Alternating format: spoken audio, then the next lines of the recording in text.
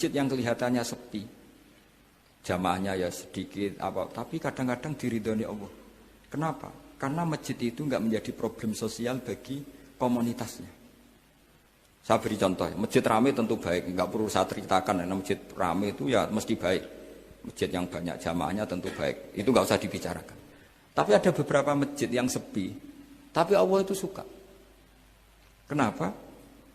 Karena lembaga agama itu enggak boleh mengganggu sistem sosial. Jadi kita tidak pernah tahu cara berpikir Nabi. Yaitu banyak kan sahabat habis sholat duhur, ba'diyah di masjid, qobliyah di masjid.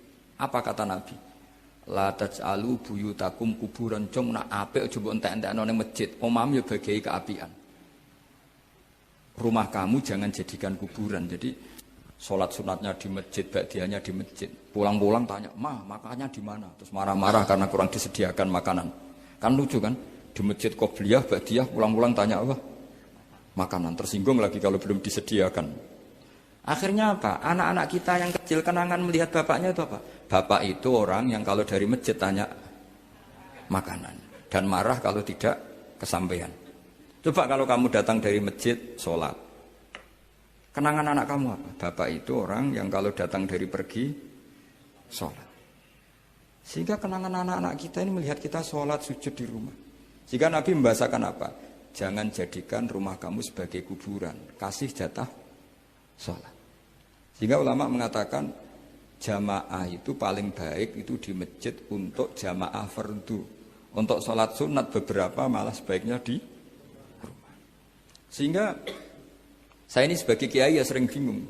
Bingungnya kadang ada orang terlalu overacting, ingin masjidnya ruame sehat. Yang satu enggak. Saya ini sering dipamiti, ya saya akhirnya bingung.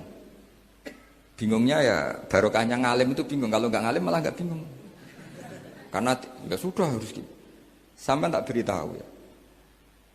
Nabi awal ngendikan itu ju'ilat lanal ardu kulluha masjidan. Semua tanah Allah itu hakikatnya masjid.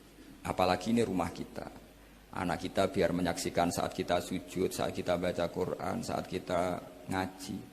Kalau semua ini di masjid, kemudian Anda di rumah, taunya makanan, menuntut ngopi, menuntut kenangan di keluarga kita kurang baik. Makanya Nabi membahasakan apa? La taj'alu buyutakum kuburon. Jangan jadikan rumah kamu sebagai kuburan.